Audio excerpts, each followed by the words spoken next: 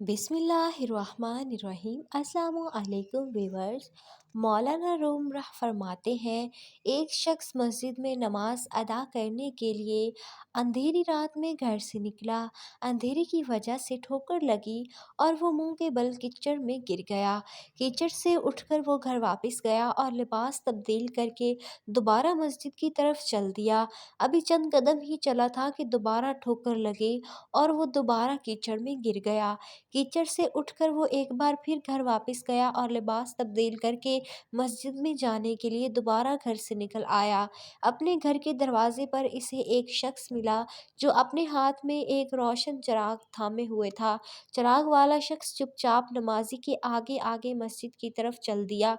इस बार चिराग की रोशनी में नमाजी को मस्जिद तक पहुंचने में किसी दुश्वारी का सामना ना करना पड़ा और वो बखैरियत मस्जिद तक पहुंच गया। मस्जिद के दरवाजे पर पहुंचकर चिराग वाला शख्स रुक गया।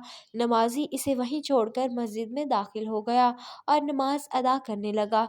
नमाज से फारिग होकर वो मस्जिद से बाहर आया तो इसने देखा चिराग वाला शख्स इसका मुंतजिर है ताकि उसे दोबारा चिराग की रोशनी में घर तक छोड़ आए। जब नमाजी घर पहुंच गया तो नमाजी ने इस अजनबी से पूछा, आप कौन हैं? अजनबी बोला, सच बताऊं तो मैं इबलीस हूँ। नमाजी की हैरत की इंतहा न रही। इसने पूछा, तुझे तो मेरी नमाज रह जाने पर खुश होना चाहिए था, फिर तू चिराग की रोशनी में मुझे मस्जिद तक क्यों ले लाया? इब्लीस ने जवाब दिया, जब तुझे पहली ठोकर लगी तो अल्लाह ने तेरे उम्र भर के गुनाह मुआफ फरमा दिए। जब दूसरी ठोकर लगी तो तेरे सारे खानदान को बख्श दिया।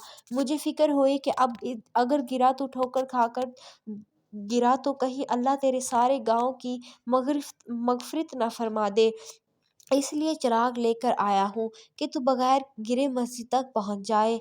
मालिक बिन दिनार रहमतुल्लाह अलैह के यहाँ एक चोर चोरी करने की गर्ज से आया तो इसे कुछ ना मिला। वापस जाते हुए इसे मालिक बिन दिनार रहमतुल्लाह अलैह ने पुकार कर कहा, दुनिया की कोई चीज़ नहीं मिली, आखिरत की किसी शय में रग़बत रखते हो, लेनी है? चोर ने कहा, जी। इमाम मालिक रहमतुल्लाह अलैह ने कहा, वज़ू करके 2 रकात पढ़ लो। इसने ऐसा ही किया। फिर कुछ देर बाद मालिक रहमतुल्लाह अलैह के पास बैठा और मस्जिद की तरफ चल दिया। किसी ने पूछा, कौन है ये? मालिक ने जवाब दिया, चोरी करने आया था, हमने इसे ही चोरी कर लिया।